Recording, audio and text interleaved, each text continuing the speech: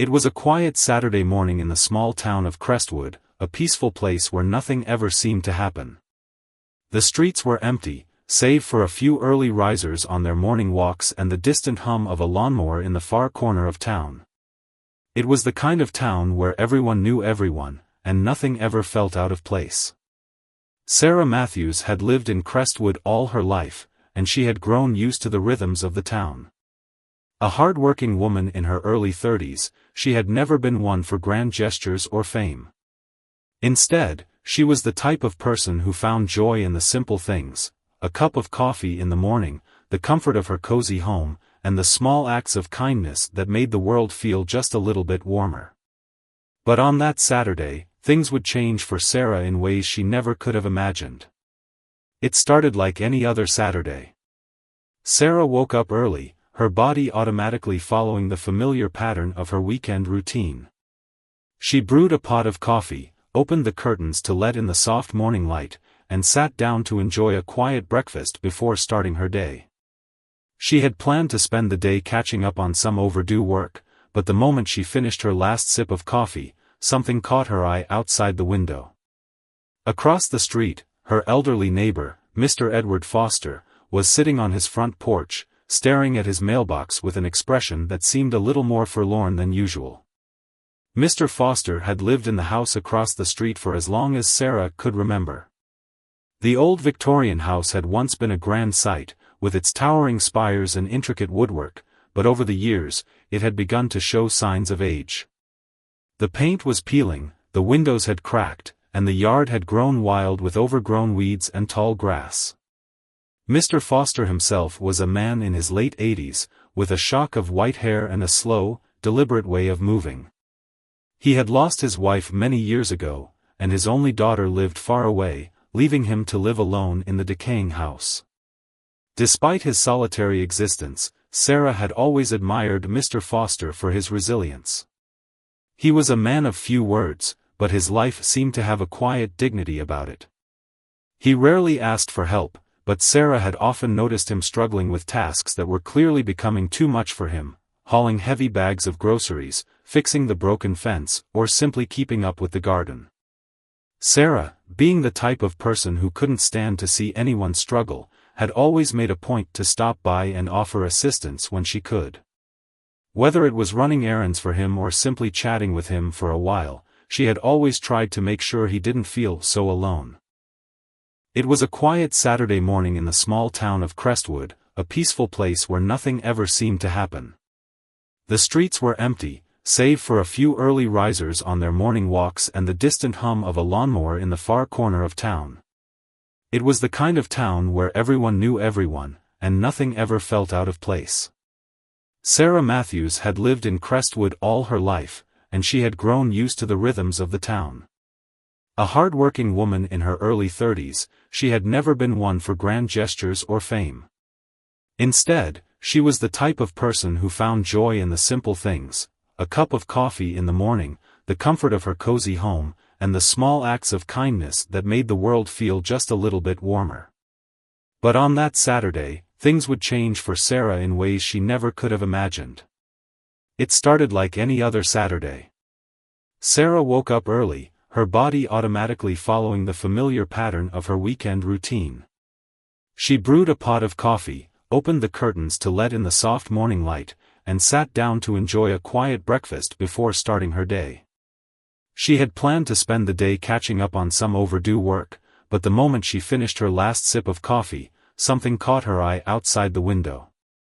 Across the street, her elderly neighbor, Mr. Edward Foster, was sitting on his front porch, staring at his mailbox with an expression that seemed a little more forlorn than usual. Mr. Foster had lived in the house across the street for as long as Sarah could remember. The old Victorian house had once been a grand sight, with its towering spires and intricate woodwork, but over the years, it had begun to show signs of age. The paint was peeling, the windows had cracked, and the yard had grown wild with overgrown weeds and tall grass. Mr. Foster himself was a man in his late 80s, with a shock of white hair and a slow, deliberate way of moving. He had lost his wife many years ago, and his only daughter lived far away, leaving him to live alone in the decaying house. Despite his solitary existence, Sarah had always admired Mr. Foster for his resilience. He was a man of few words, but his life seemed to have a quiet dignity about it. He rarely asked for help, but Sarah had often noticed him struggling with tasks that were clearly becoming too much for him, hauling heavy bags of groceries, fixing the broken fence, or simply keeping up with the garden. Sarah, being the type of person who couldn't stand to see anyone struggle, had always made a point to stop by and offer assistance when she could. Whether it was running errands for him or simply chatting with him for a while, she had always tried to make sure he didn't feel so alone. And so, the plan was set. Sarah would spend the rest of her Saturday cleaning Mr. Foster's house, something she'd done a few times before. She didn't mind, it was the least she could do for someone who had given so much to the community over the years. The old man had seen the world change in ways that most people couldn't even imagine. He had fought in wars, raised a family, and lived through countless triumphs and tragedies. The least Sarah could do was help him with something as simple as cleaning his house. The inside of Mr. Foster's home was much like the outside, a little faded, a little worn, but filled with memories. The furniture was old, but sturdy, and the walls were covered with photographs of a life well lived. There were pictures of his late wife, who had passed away many years ago, and his daughter, who had grown up and moved far away. The house smelled of dust and old wood, but there was something comforting about it, like a time capsule from another era. Sarah got to work immediately, dusting shelves, sweeping the floors, and wiping down countertops. As she moved through the rooms, she noticed how many things had been left untouched for far too long. There were piles of unopened mail scattered across the kitchen table, and the windows were so dirty that she could barely see out of them. She wondered how long it had been since anyone had really cared for the house. Mr. Foster sat in the living room, watching her work, occasionally offering a word of thanks but mostly remaining quiet. It was clear that he didn't want to be a burden, but Sarah could tell that his silence spoke volumes. As she worked, she began to notice things that were out of place, old letters hidden under the couch cushions, strange marks on the walls that didn't quite belong, and a locked door at the end of the hallway that had never been there before. Every now and then, she would catch Mr. Foster's eye, but he would quickly look away, as if trying to hide something. There was an odd tension in the air, something Sarah couldn't quite put her finger on. But she didn't press him. She wasn't here to pry, she was here to help. As the day wore on, Sarah worked harder, moving through each room with a determination that came from knowing she was doing something good. But there was a nagging feeling at the back of her mind, a sense that there was something more to this situation than met the eye. And then, just as the sun began to dip lower in the sky, it happened. As Sarah was dusting the attic, she discovered something that would change everything. Tucked away behind a stack of old newspapers, she found a small, weathered box. It was heavy, and as she lifted it, she noticed that it was locked with an intricate brass clasp. For a moment, Sarah just stared at it, her heart racing. She wasn't sure what to think. Should she open it? Should she ask Mr. Foster about it? Just as she was about to make a decision, Mr. Foster appeared in the doorway, looking at her with a strange intensity. "That box," he began, his voice shaking. "It's not for you to open." Sarah's hand froze, and she turned to face him. What was going on? Why was he so protective of this box? And in that moment, everything changed. Mr. Foster's voice trembled as he stepped closer to Sarah, his frail hands trembling at his sides. His eyes, once sharp and clear, seemed clouded with uncertainty, as though he had just stepped into a memory he wasn't sure he was ready to confront. Sarah, holding the box in her hands, felt a cold rush of unease settle over her. For the first time that day, the peaceful atmosphere of Mr. Foster's home seemed to shift, like a sudden gust of wind rattling the still air. "Put that down, child," he said, his voice barely above a whisper, yet full of urgency. "It's not meant for anyone but me.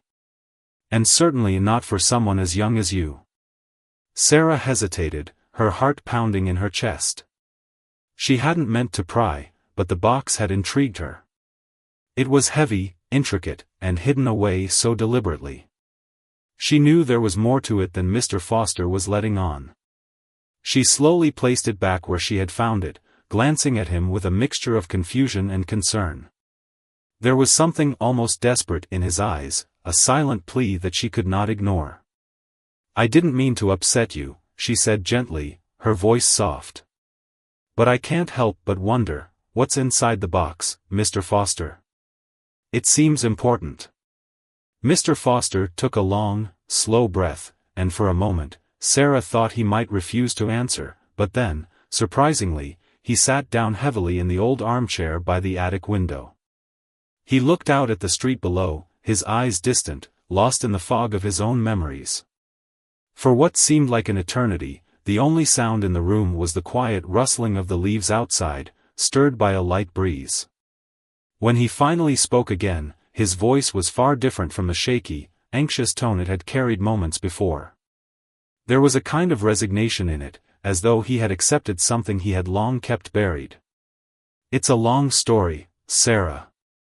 A story that I never thought I'd have to tell," he began, his words slow and measured, as if testing the weight of each one.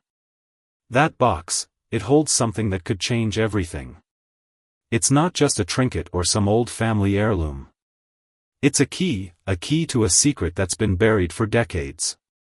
And for years, I've carried it with me, hoping it would stay hidden, hoping it would never have to come to this." Sarah sat down across from him, her curiosity piqued. She wasn't sure what he meant, but the gravity in his voice made it clear that whatever he was about to say would be more significant than anything she could have imagined.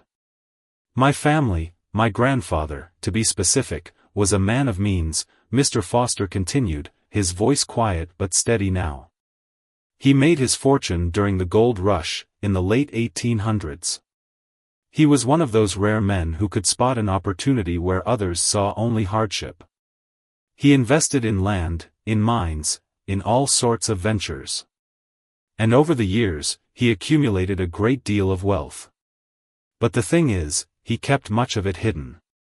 Not just from the world, but from his own family." Sarah's mind raced as she listened, the pieces of the story slowly beginning to fall into place. Mr. Foster's family had been wealthy? She had never suspected it. From what she had seen, Mr. Foster had always seemed like an ordinary man, living in a modest, though aging, house, with nothing to suggest the kind of history he was describing. "When my grandfather passed away, he left behind a number of things," Mr. Foster went on, his gaze now fixed firmly on the box. "But there was one thing he left behind that was far more valuable than anything else. The box. I didn't understand it at first. It was just an old, wooden box, nothing special. But my father, he knew. He knew that it was the key to something bigger."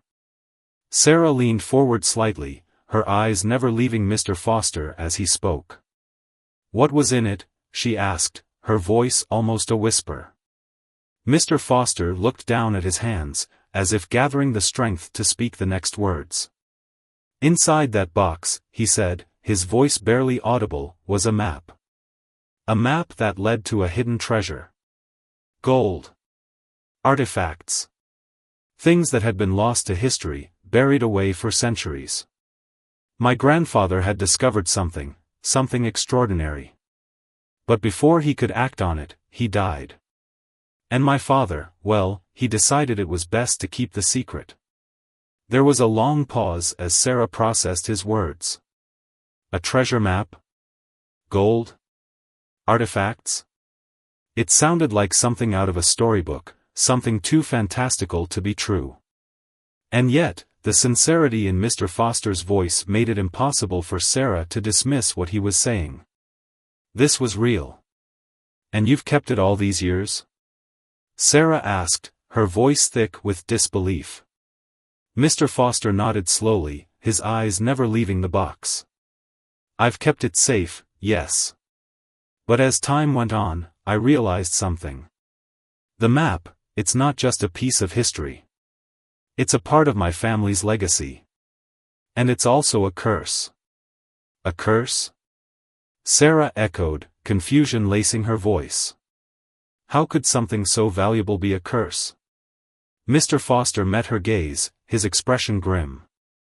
The thing is, Sarah, the treasure, whatever it is, was never meant to be found. There were people who were willing to do anything to get their hands on it. My grandfather had enemies, powerful men who wanted to control the treasure, who would stop at nothing to make sure it never stayed hidden. And over the years, I've had to keep the map safe from those who would use it for their own gain. I've lived my whole life with this secret, but the danger is always there. Always lurking. Sarah felt a chill run down her spine as she listened to Mr. Foster's words. It was a lot to take in, too much, perhaps. A treasure map, hidden away for generations, with the potential to change everything for those who found it. But more than that, it was something dangerous, something that could bring harm to anyone involved. Why are you telling me this? Sarah asked, her voice trembling slightly. She was beginning to understand that there was something much bigger at play here than just a simple act of kindness. This was more than helping an elderly neighbor, it was about being caught up in something far beyond her control. Mr. Foster hesitated for a long moment, his face wrinkling in deep thought. Finally, he spoke, his words coming with a weight that felt too heavy for any one person to bear. Because, Sarah, I think it's time. Time for someone else to take the map. Time for someone else to make the choice. And you're the only one I trust enough to do it. Sarah's breath caught in her throat as the implications of his words hit her all at once. She had been helping him with something as simple as cleaning his house, and now she was being asked to make a decision that could alter the course of her life forever. Her mind raced as she tried to make sense of it all. Could she really take on something so dangerous, so shrouded in mystery? Was she willing to risk everything for something that could change not only her future, but the future of everyone around her?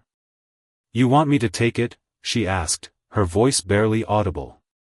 Mr. Foster nodded solemnly. I do. And I know it's not an easy decision. But you're the one who's been kind enough to help me when no one else would. You're the one who's shown the courage and the heart to do what's right. And for that, I trust you. Sarah stared at the box, now feeling the weight of its contents more than ever. It wasn't just an old artifact, it was a burden, a responsibility, a choice that would forever change her life.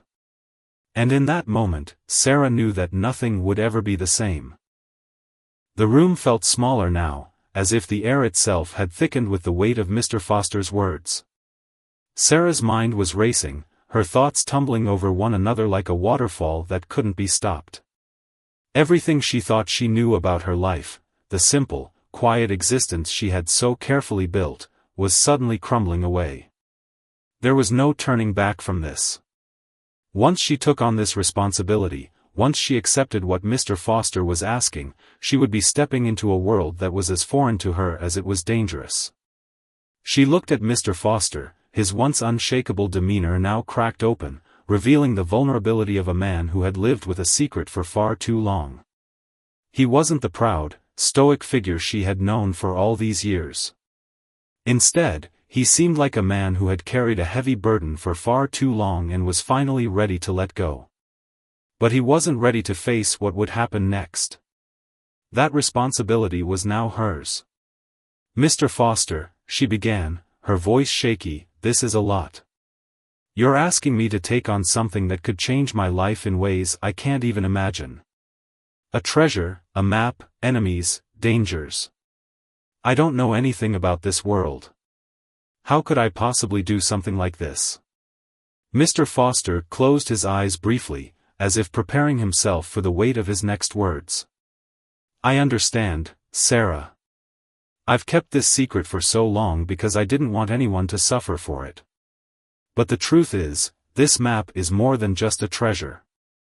It's the key to understanding my family's history, a history that has been buried for generations. There are people out there, people who would kill to get their hands on it. You think I'm just some old man with a dusty box, but this is the story of my grandfather, of his rise and fall, and the legacy he left behind. I can't carry it any longer. I need you to protect it. To make sure that the story doesn't die with me." Sarah swallowed hard, the weight of his words pressing down on her. How could she have known that all this time, the quiet man across the street was hiding such a monumental secret? How could anyone carry the burden of a family's history, knowing that the very thing they protected could also be the thing that tore everything apart? She felt a chill run through her body, her heart beating faster with each passing second.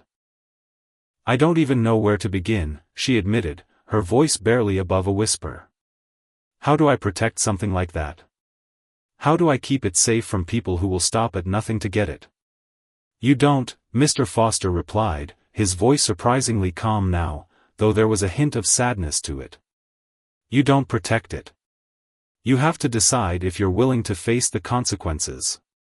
If you want to keep it hidden, safe from those who would use it for their own gain, you'll have to face whatever comes. It's not an easy path, Sarah. There will be dangers.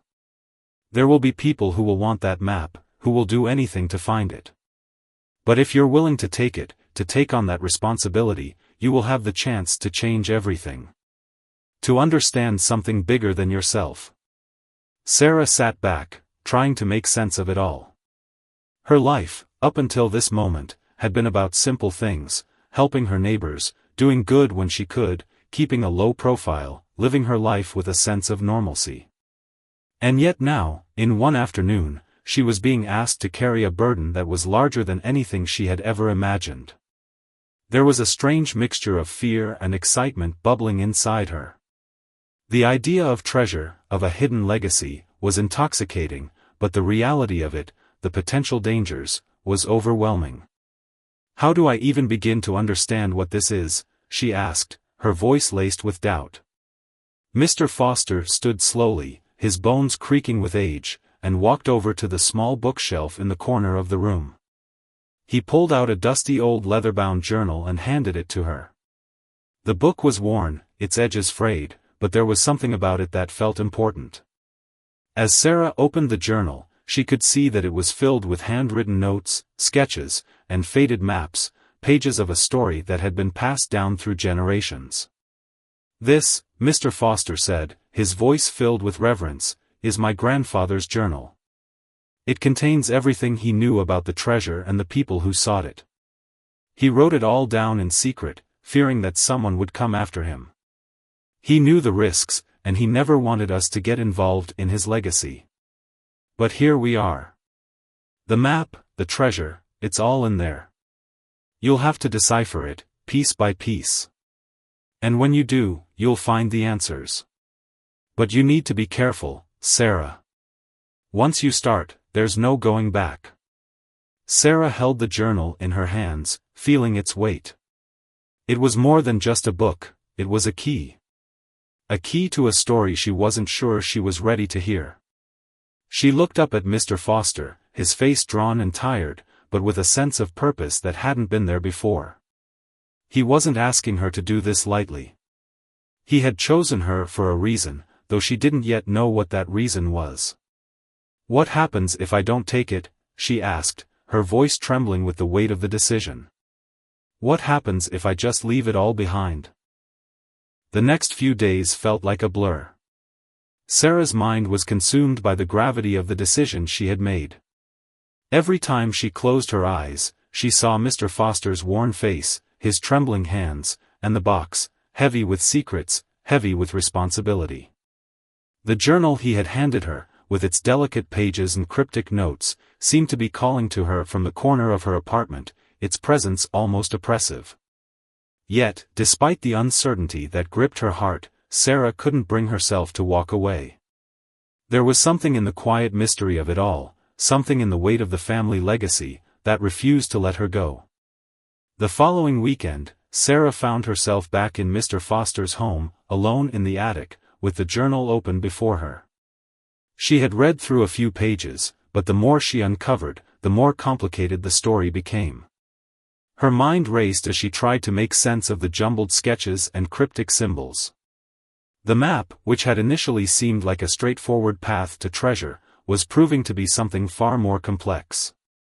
There were pieces missing, sections obscured by ink stains or torn edges. It was as if someone had gone to great lengths to make sure that this treasure, whatever it was, would never be found.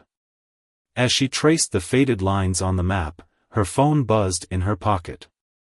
She reached for it absently, already dreading the distraction. It was a text from her best friend, Mia, asking her to meet up for coffee. Sarah had been avoiding her friends since she agreed to take on this responsibility. She didn't know how to explain what was happening, and part of her feared they wouldn't understand, would think she was crazy. But as she read Mia's message, a sudden pang of guilt washed over her. She needed a break, even if just for a moment.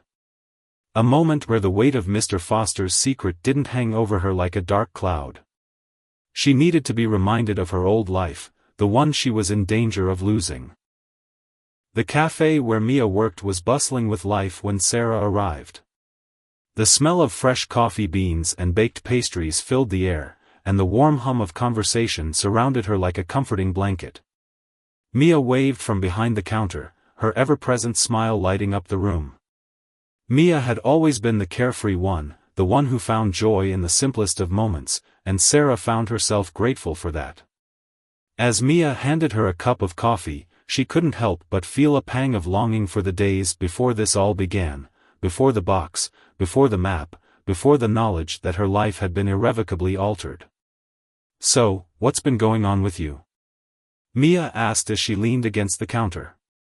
She studied Sarah's face carefully, her eyebrows furrowing slightly as she noticed the exhaustion in her eyes. "You've been so distant lately. Everything okay?" Sarah hesitated. She could feel the weight of the secret pressing down on her, but she couldn't bring herself to tell Mia. Not yet. She didn't know how to explain it, how to tell her friend that her life was no longer her own. "I've just been busy," Sarah said finally, offering a weak smile. "Work has been a bit overwhelming, and, well, there's a lot going on with Mr. Foster." Mia raised an eyebrow. "Mr. Foster? That sweet old guy who lives across the street? I thought you were just helping him clean his house." Sarah nodded, taking a sip of her coffee to buy herself some time. "Yeah, I am, but there's more to him than I thought. I found out some things about his family, and now, well, now it's complicated." Mia's curiosity was piqued, and she leaned in closer, her eyes narrowing with concern. "What do you mean, complicated? Did he get you caught up in some kind of trouble?" Sarah opened her mouth to respond, but the words caught in her throat. She had spent so many sleepless nights trying to make sense of everything, and yet, when it came down to it, she wasn't sure how to articulate what was happening. The treasure. The enemies. The burden of protecting a legacy she didn't fully understand. It was like being caught in a whirlwind, and she wasn't sure if she could keep up. I don't really know how to explain it," Sarah said, shaking her head. "But it's bigger than I ever thought. I've been asked to protect something, Mia. Something that could change everything." Mia didn't respond immediately, her eyes searching Sarah's face, trying to gauge whether she was joking or serious. Sarah could see the wheels turning in her friend's mind, trying to make sense of her vague explanation. Finally, Mia let out a laugh, the sound of it light and carefree, the way it had always been. "You're joking, right? You're not telling me that old man has some kind of secret treasure hidden away? This sounds like something out of a movie, Sarah." Sarah didn't laugh. She didn't even smile. Her expression was serious, and for a moment, she felt the weight of what she had kept hidden from Mia. The secret that was now hers to bear. "I'm not joking, Mia. It's real. And I'm in over my head. I don't know what to do." Mia's playful expression faltered as she saw the sincerity in Sarah's eyes. She looked down at the counter for a moment, as if considering her next words carefully. Finally, she looked back up, her voice softer than before. "Sarah, I know you. I know you'd never get involved in something like this unless you felt like you had to. But this is bigger than us. And you can't do it alone. Whatever it is, whatever you're protecting, if it's really this serious, you need to tell someone. You need to let someone help you. Sarah sighed, the weight of her decision hitting her again. She had never wanted to burden anyone with this, but Mia was right. She couldn't do this alone. She needed help. But who could she trust? Mr. Foster had trusted her, but beyond him, who else was there? The danger was too real, the stakes too high. She couldn't just involve anyone in this.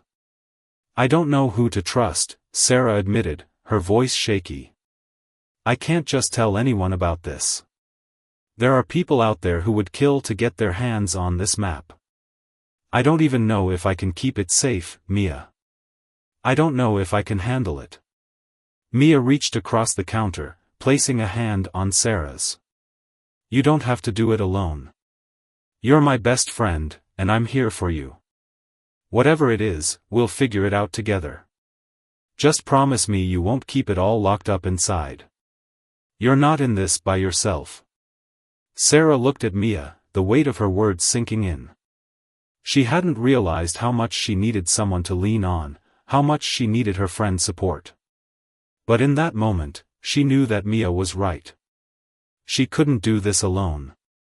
It wasn't just about protecting a secret anymore, it was about finding a way to navigate the unknown, to face the danger head-on, and to make sure that the legacy Mr. Foster had entrusted her with didn't fall into the wrong hands. As Sarah left the cafe that day, she felt a small but powerful shift within herself. The path ahead was still unclear, and the danger was still very real, but she wasn't facing it alone. Mia had given her the courage to face the uncertainty, to take the next step, whatever it might be.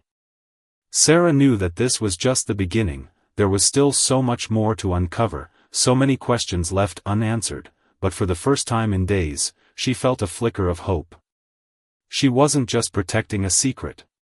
She was protecting something far more important, the chance to rewrite history, to control the narrative, and to ensure that the legacy Mr. Foster had carried for so long didn't slip through her fingers.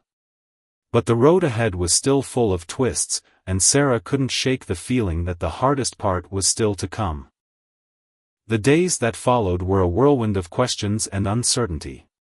Sarah found herself back at Mr. Foster's house more often than not, poring over the journal, deciphering the map, and trying to piece together the puzzle he had entrusted her with. Every day seemed to bring new revelations, new pieces to the story, but with each discovery came more questions. What had seemed like an innocent request from a neighbor had quickly spiraled into something far more complex and dangerous than she had ever imagined. The world she had once known, quiet, predictable, safe, was now a distant memory, replaced by a reality filled with shadows and hidden threats. Despite the overwhelming weight of the task at hand, Sarah couldn't help but feel a strange sense of exhilaration.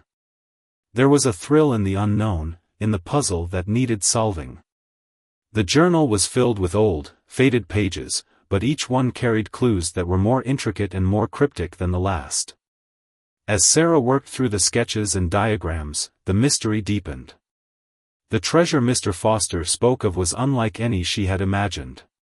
It wasn't just about gold or jewels, it was about something far more valuable, something hidden beneath layers of history and deception. And yet, the more she uncovered, the more she realized how perilous this journey could become. One evening, as the sun dipped below the horizon, Sarah sat in Mr. Foster's dimly lit attic, staring at the map spread out before her. The soft rustling of the pages in the quiet room was the only sound breaking the stillness. She traced the path on the map with her finger, following the winding lines and cryptic symbols that led to the treasure. There was one part of the map that stood out to her, a location marked with an X, but unlike the rest of the map, it was circled in red ink. She had seen that red ink before, on several pages of the journal, the words written in a hurried, almost frantic hand. Whatever was hidden there was no ordinary treasure. It was something people had fought for, killed for, and something Mr. Foster had been guarding for decades. As Sarah leaned closer, she noticed something else. The map wasn't just a road map to the treasure, it seemed to be a guide to something else, something darker. The symbols, though faint, seemed to resemble ancient scripts she had never seen before. There were drawings of strange creatures, ruins, and what looked like an altar, but they didn't make sense. They were too foreign, too removed from anything in her own life. Yet, she couldn't shake the feeling that they held the key to understanding everything. If she could just figure it out, she could unlock the full story.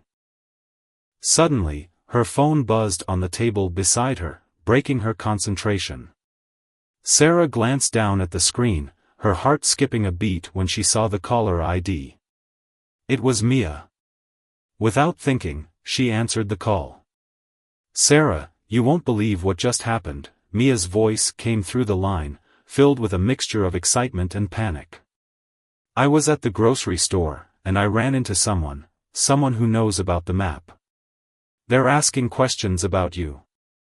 I don't know what to do." Sarah's blood ran cold. Her grip on the phone tightened as the implications of Mia's words sank in. How could anyone know about the map? She hadn't told anyone, not even Mia, about the full extent of what she was protecting. She hadn't mentioned the strange markings, the hidden treasure, or the dangers she had already begun to sense. "Who is this person?" she asked, her voice steady despite the rising panic in her chest. "I didn't catch their name," Mia replied, her voice low. "But they were really insistent, Sarah. They seem to know a lot about you, about Mr. Foster, about your family. I think they were looking for something. And I think it's connected to that map."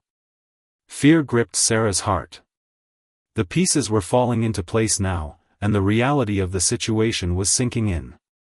Someone had found out. Someone had discovered what she was trying to protect. And if they were asking questions, it meant they were getting closer. Much closer. "I need you to stay safe, Mia. Don't talk to them, don't engage. Just stay away from them," Sarah said, her voice urgent. "I'm already in my car, heading home," Mia replied quickly. "But I don't feel safe, Sarah. This is getting really strange. I've never seen anyone like this before. I don't know who they are, but they're definitely not just random shoppers.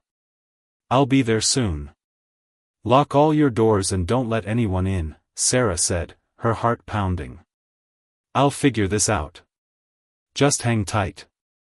She hung up the phone and stood up from the table, her mind racing. The danger was no longer theoretical. It was real. Someone was after the map, and they weren't going to stop until they found it. Sarah grabbed the journal and the map, stuffing them into her bag. She couldn't afford to leave them behind. With a final glance around the attic, she made her way down the stairs, her mind focused on one thing: getting to Mia before it was too late. The drive to Mia's house was a blur. The streets seemed darker than usual, the headlights of passing cars casting long shadows on the pavement. Sarah's grip on the steering wheel was white-knuckled, her mind running through all the possibilities. Who were these people asking about the map? How had they found out? The questions swirled in her head, but there was no time to answer them now. She had to act quickly. The more time she spent thinking, the closer danger came. When she arrived at Mia's house, she was relieved to see that Mia's car was parked outside. Sarah rushed up the steps and knocked on the door, her heart pounding in her chest. After a few moments, Mia appeared at the door, her face pale and her eyes wide with fear. "Did anyone follow you?" Sarah asked, looking over her shoulder nervously as she stepped inside. "I don't think so," Mia replied, her voice shaking. "But I'm scared, Sarah. I don't know what's going on, and I don't know who these people are." Sarah locked the door behind her and turned to face Mia. "Listen to me, Mia. There are people out there who are looking for something. Something that Mr. Foster entrusted me with. I don't know all the details yet, but I'm starting to think that the danger is much worse than I imagined. Wait, so this isn't just about a treasure? Mia asked, her eyes widening. You're telling me people are really after this thing? Yes, Sarah said, her voice grim. And they're not going to stop. I don't know who they are, but they're dangerous. I need to figure out how to protect what I'm carrying, and I need your help. Mia nodded quickly, determination flashing in her eyes. You don't have to do this alone, Sarah. I'm with you. We'll figure this out together. Sarah felt a small sense of relief at Mia's words. She hadn't realized how much she needed her friend's support until this moment. Together, they might stand a chance of facing whatever was coming. But the weight of the situation still pressed heavily on Sarah's shoulders. She had made a choice, but the consequences of that choice were only just beginning to unfold. The danger was real, and the secrets buried in Mr. Foster's journal were more dangerous than she had ever anticipated. As the night stretched on, Sarah couldn't shake the feeling that they were being watched. It was only a matter of time before the people after the map would come for them, and when they did, there would be no turning back. The next few days felt like they stretched on endlessly. Sarah couldn't escape the feeling that danger was closing in on her, that with each passing moment, the walls were getting tighter. The unease gnawed at her constantly, even as she tried to keep a brave face in front of Mia. She knew deep down that things were spiraling out of control, and she couldn't help but wonder if she had made a terrible mistake by accepting the responsibility Mr. Foster had handed her. The more she discovered, the more tangled the web became. It was no longer just about protecting a map, it was about preserving a history, a legacy that stretched back centuries.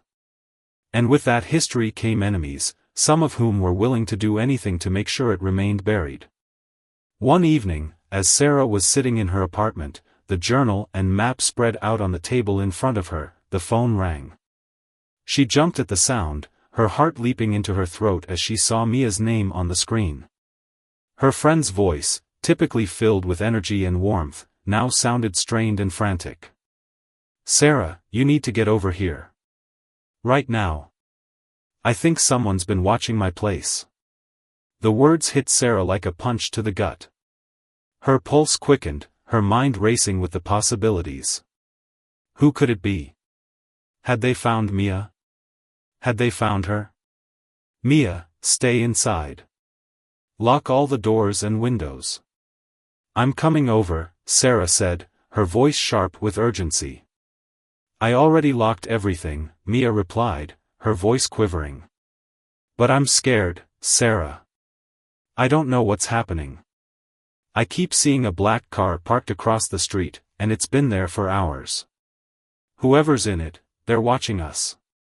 Sarah felt her blood run cold. She had known this day would come, but she hadn't been prepared for it. She hadn't thought that it would hit so close to home, so suddenly. The reality of the situation had always felt distant, as though it were a story unfolding in someone else's life. But now, it was real. It was here. The people she had been protecting herself from were closing in, and Mia had become an unintended target. I'm on my way, Sarah said, trying to keep her voice calm. Don't open the door for anyone, Mia. Stay hidden. She grabbed the bag that contained the journal and map, shoving it inside her coat, her hands trembling as she locked the door behind her and hurried to her car. The streets were quiet, the city streets illuminated only by the dim glow of streetlights. Sarah's mind raced, every thought consumed by the fear that Mia was in danger. She couldn't allow that. Mia had been her support, her rock, through all of this, and now she had to protect her in return. When she arrived at Mia's house, she parked several streets away, not wanting to draw attention. She moved quickly, her feet pounding the pavement as she approached the front door. From the shadows, she could see the outline of the black car across the street, its windows tinted, its engine off. Whoever was inside was waiting, watching. Sarah paused for a moment, her hand hovering over the doorknob, listening. The quiet was deafening. She could feel her heart pounding in her chest, each beat a reminder of the danger that was closing in. She stepped inside, quickly locking the door behind her and moving to the living room where Mia was waiting, huddled on the couch, her face pale with fear. "Mia, what happened?" Sarah whispered, her eyes darting to the windows. She needed to make sure they weren't being watched, but she also couldn't take her eyes off her friend. Mia looked shaken, her hands clasped tightly together in her lap as she shook her head. "I don't know, Sarah," Mia whispered, her voice barely audible. "I thought I was imagining it at first. But then, I saw them. I saw someone in the car. They were staring right at me through the window." Sarah's stomach twisted. It was happening. Whoever was after the map, after the treasure Mr. Foster had hidden, was finally making their move.